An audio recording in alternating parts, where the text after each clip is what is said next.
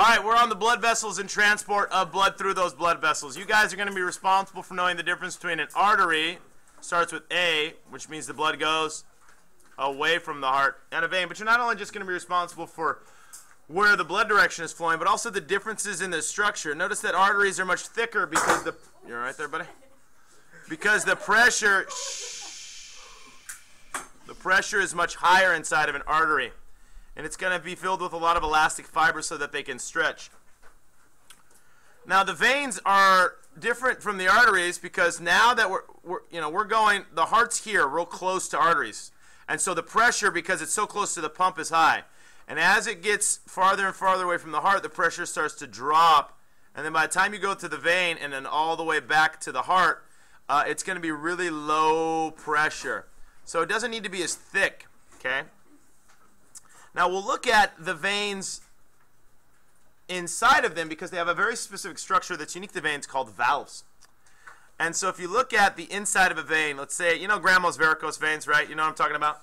She got those bulging, like thick, giant veins that are sticking out of her calves and legs.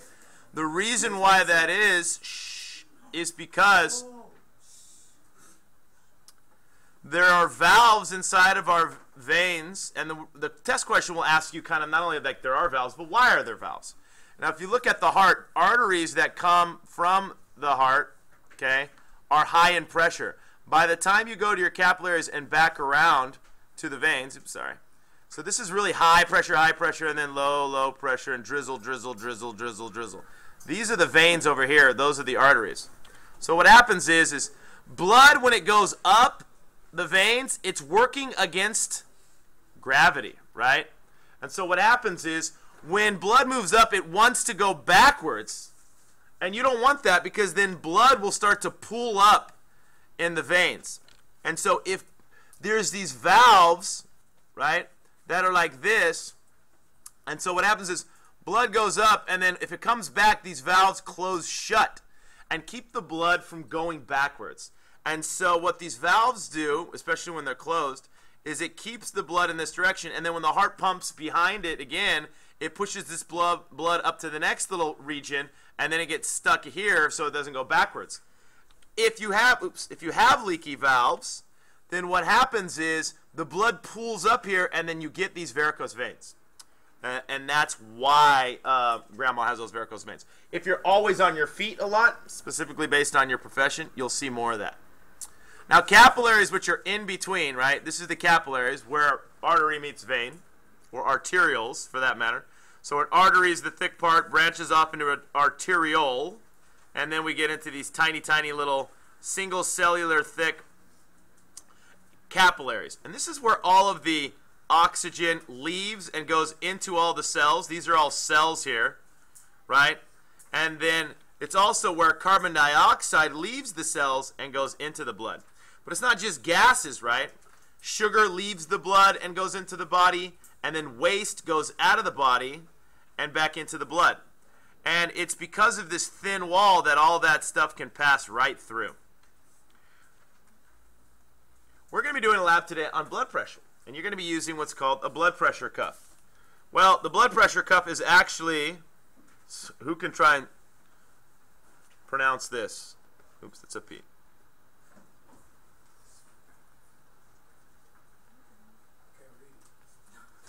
What are you writing? Sigmometer.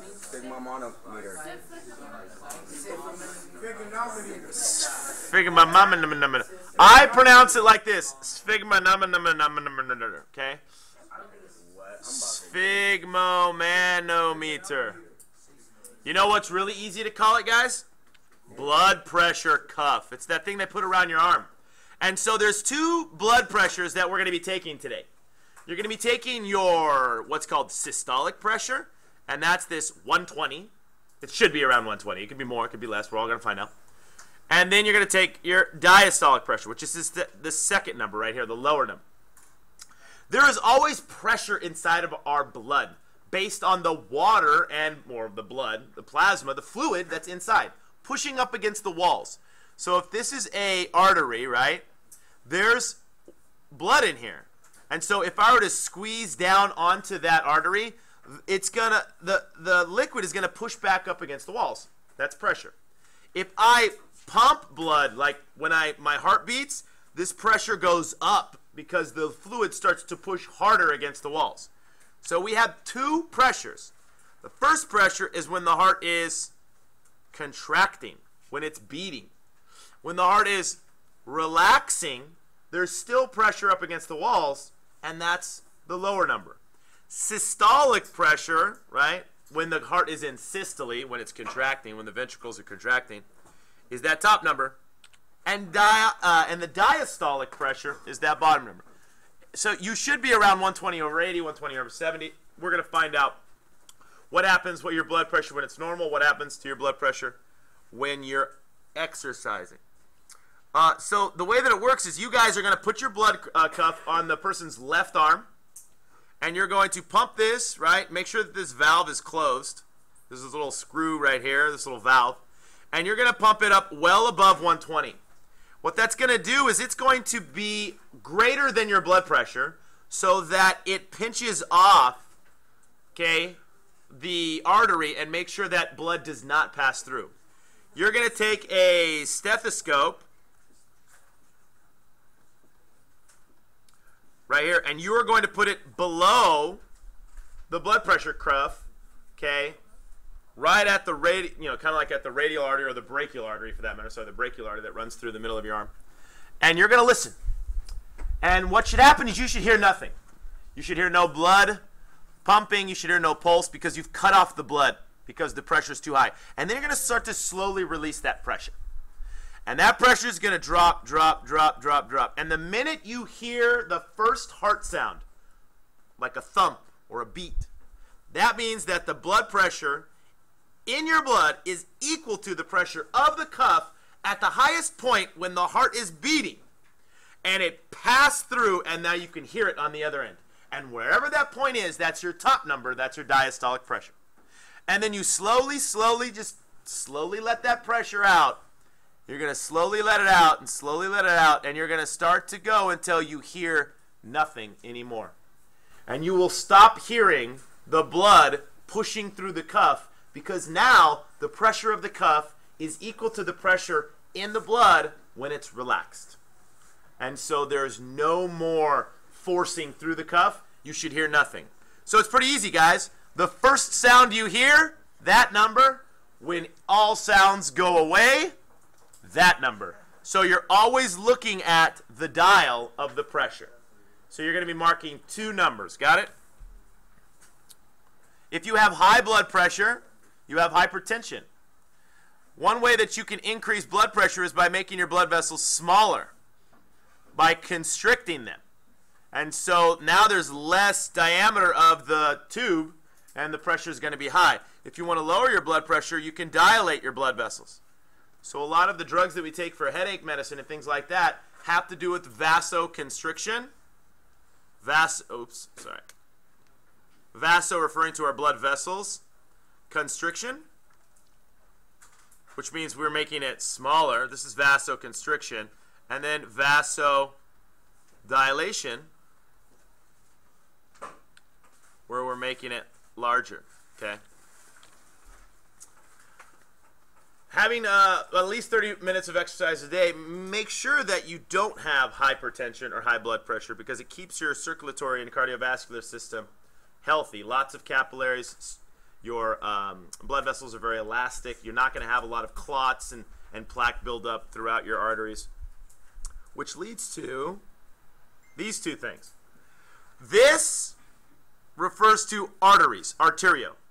Sclerosis, there's lots of sclerosis, just means hardening.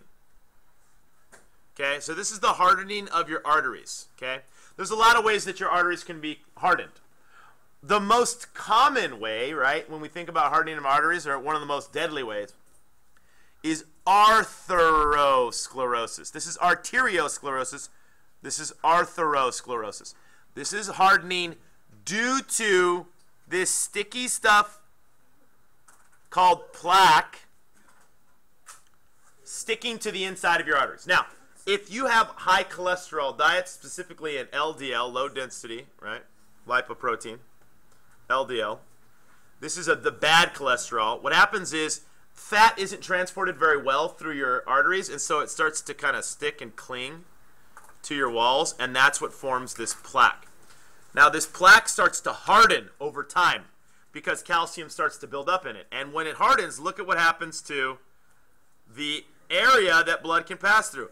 Which has higher blood pressure, guys? Which has higher blood pressure? That artery or this artery? The first one or the second one? Yeah. So if that builds up too much, then it can burst. Also, these plaques can break off and form a blood clot and travel through somewhere else and get lodged in your bodies. If it gets lodged in your heart, it's a heart attack. Lodged in your brain, it's going to be a stroke. So your blood, really quickly, guys. Let's talk about what the blood is made up of. It's 55% plasma, which is pretty much just 90% water. So most of your blood is the liquid part. Okay, well, over half of your blood is the liquid part. And most of the stuff that's in that liquid part is water. But you also have proteins, okay, and other ions. You have red and white cells, right? And these other things called platelets, which are cells that help with, this is the cells that help with clotting. Where do we make our red blood cells and white blood cells? In your bone marrow. Inside of the openings inside of our bone. This is where we'll make white blood cells, red blood cells, and these platelets, right? Remember, these platelets are the cells that produce our clotting proteins. Okay, that's what these guys do. One way to see, your blood looks like this, but if you put it through a centrifuge and spin it around, all the dense parts, the stuff that's more dense will go to the bottom. So all the blood cells, all the red blood cells go to the bottom, and the lighter stuff, the less dense stuff, floats to the top. So if I wanted to separate your blood plasma from your blood, I would just stick it through a centrifuge. And the stuff that's on top of the red blood cells would be your white blood cells. So this is one way that we can separate our blood, because technically none of this is mixed together. This is a suspension because our blood cells do not dissolve in water. That would suck because they would just fall apart, right? They are made up of a phospholipid bilayer, which is a fatty layer, and so they float in our blood. They are floating there. They're suspended. Now, we talked about this AB blood group when we did genetics, so I'm going to just go over this very quickly. There are two different types of proteins that can be found on the surface of your red blood cells. If you have just the A protein, we call this an antigen, right? An antigen is some sort of protein that if it bumps up against a white blood cell, it'll cause some sort of immune response. You can have just the B blood, or you can have AB. You see, if you're A blood type, guess what? You produce these antibodies, these little proteins, for B blood type. So if a B cell were to enter your body, you would attack it, right? So if you are A blood type, you produce B antibodies. These are like missiles that destroy B. But if you're B blood type, you produce the A antibodies. So you'll attack anything that has the A on it. If you are A and B, you don't want to attack yourself, right? So you have no antibodies. So you can accept any blood. But if you're O, that means you have no antibodies, right? You have none in here. So you produce both. Okay, guys, really quickly. Which blood type, A, B, AB, or O, is the universal donor because it can donate itself to anybody? Oh, that's right. It's not going to preserve problem. Who's the universal acceptor? AB, that's right. Platelets, remember, guys, when you cut yourself, or if you get a bruise, ultimately is just capillaries bursting. But anytime there's a rupture of an artery or vein, then these platelets start to produce these fibrous proteins that fill up this hole and clot together all of the cells and form a hematoma, a blood clot. This is an example of positive feedback mechanism because once it starts, it just increases and increases and increases the amount of proteins that are produced. If I cannot produce those clots. I have, remember guys, hemophilia. My blood can't clot. No platelets. The platelets aren't functioning properly. They're not producing those proteins. So this is a sex-linked trait, remember? It's on the X chromosome. So guys get it way more than girls. The lymphatic system, guys, and we'll finish with this, is, the lymphatic system is a part of the circulatory system because it's a bunch of tubes that run throughout and parallel to your blood. Shh. I know, what's up with this pole, right? Right? Like, why would you have a naked, of all the pictures? The fluid that goes into the lymphatic system is called lymph, and it's pretty much stuff that leaks out of the blood, right? So here's the blood, and then it gets picked up by the lymph. So any fluid that goes out of the blood gets picked up by the lymph, and it's going to get circulated, filtered, and returned. Okay? So it gets collected, it gets filtered through lymph nodes, right? Where we kill any dead cells and any microorganisms floating around in there, any bacteria, and then it gets brought back and dumped back into the blood.